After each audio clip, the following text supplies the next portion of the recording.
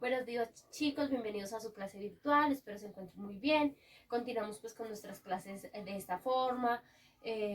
Espero pues hayan podido realizar cada una de las actividades que les envían en las diferentes áreas. Mucha actitud, mucho compromiso, quiero agradecerles mucho ese proceso. Listo chicos, pues vamos a iniciar como siempre con nuestra clase virtual de biología, nuestra segunda clase de la semana. Vamos a iniciar con la clase de biología, donde tenemos Diana Marcela Beltrán, Institución Educativa Ginaxo Campestre Los Arrayanes. Pues vamos a continuar, nosotros estamos hablando de las células y vamos a continuar pues con los procesos que realizan las células.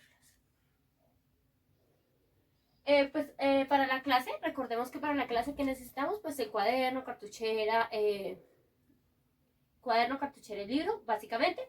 Entonces buscamos los elementos y pues para iniciar nuestra clase, si ya los tenemos ahí, entonces voy a iniciar con la retroalimentación. Si no, pues pausamos y vamos, los buscamos y continuamos con el video. ¿De qué vamos a hablar? La última clase hablamos de el transporte activo. Y hablamos del transporte activo, hicimos como una infografía del transporte activo y explicamos qué era el transporte activo, por qué era importante. Hoy les voy a hacer la retroalimentación. Recordemos que el transporte activo es el paso de sustancias de una zona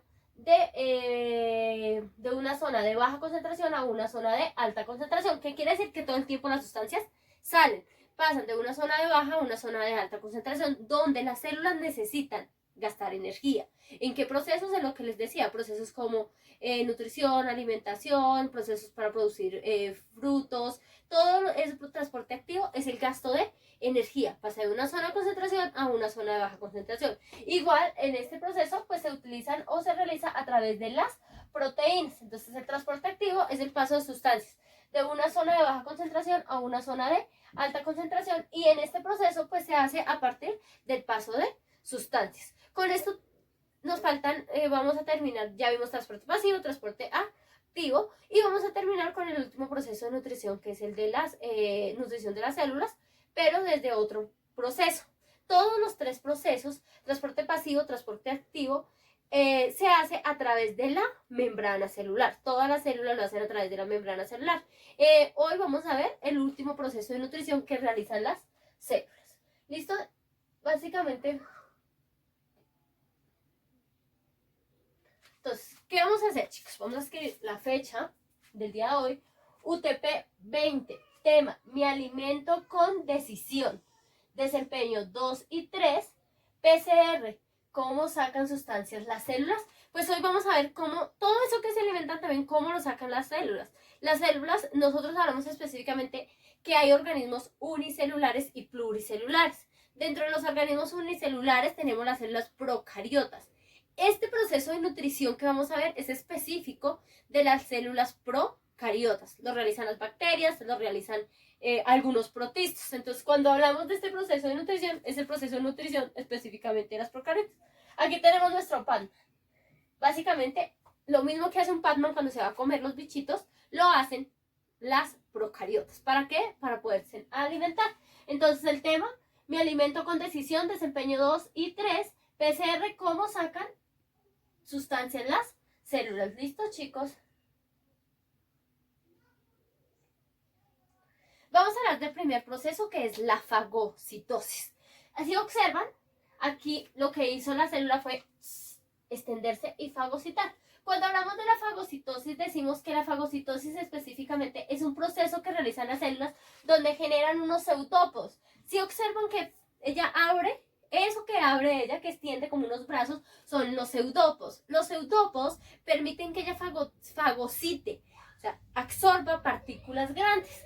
Cuando ella hace o absorbe esas partículas grandes, las introduce dentro de su estructura.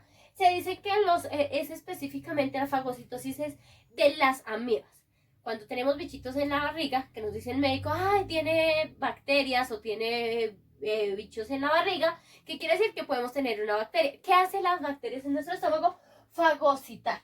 ¿Cómo fagocita? Extiende los eutopos, al extender los eutopos fagocita las partículas y finalmente las diluye. Hace una vacuola contráctil que la alcanzaron a observar y las diluye. Entonces la fagocitosis es absorber partículas grandes, fagocitarlas a través de los eutopos para después nutrirse y alimentarse. Es común de las bacterias, de las amebas, y las amebas pertenecen a los protistos. La fagocitosis es un proceso simple, pero pues muchas células fagocitan. En nuestro cuerpo, por ejemplo, chicos, fagocitan los glóbulos blancos.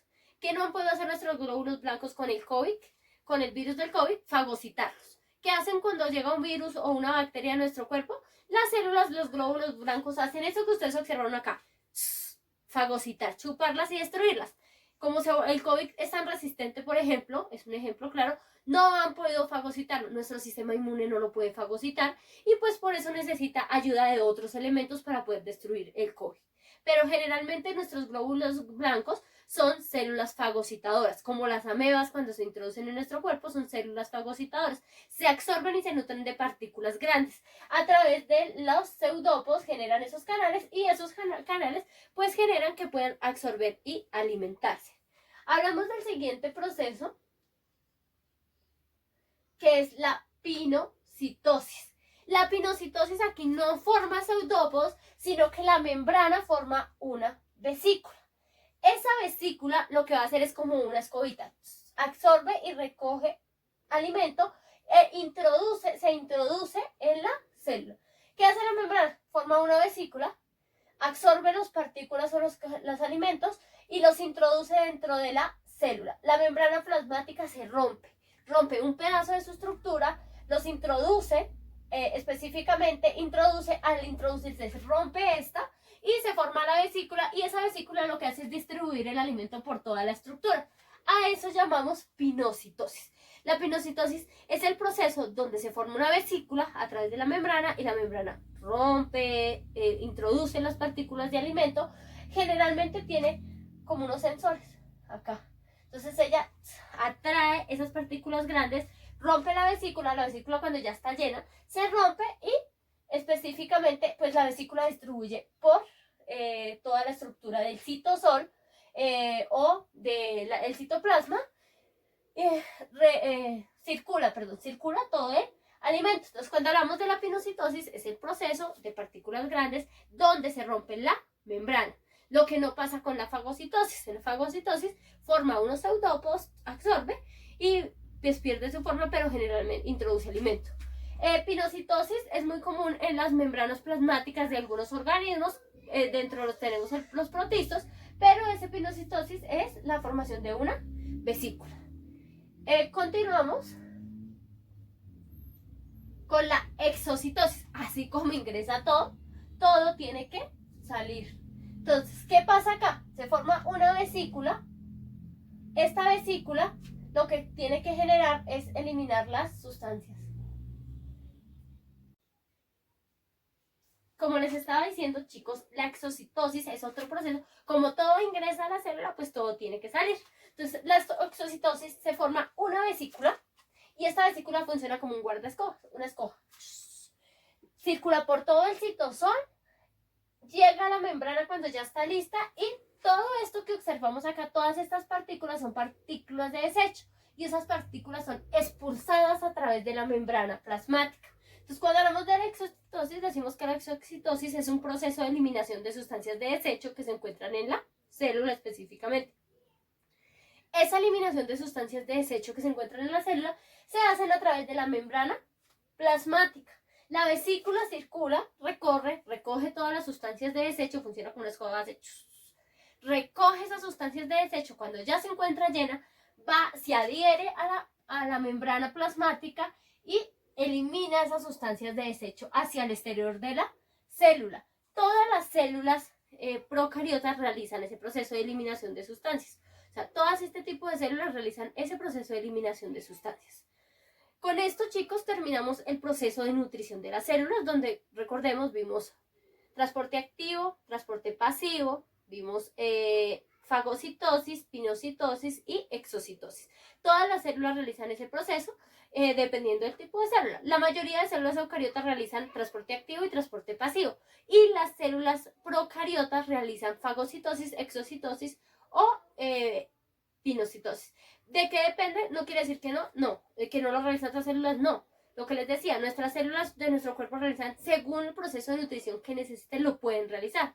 Lo que les explicaba con nuestros glóbulos blancos. Ellas son unas células muy fagocitadoras y ellas evitan que nos enfermemos, evitan de que todo el tiempo estemos inyectándoles, yendo al médico, pues porque ellas se encargan de fagocitar esos virus y esas bacterias que ingresan a nuestro cuerpo, que algunas son más resistentes que otras y pues nuestras células fagocitadoras no funcionan tan bien, pues porque no pueden, son más fuertes sus contrincantes. Con esto terminamos nutrición de las células. Espero que les haya quedado algo claro de este proceso.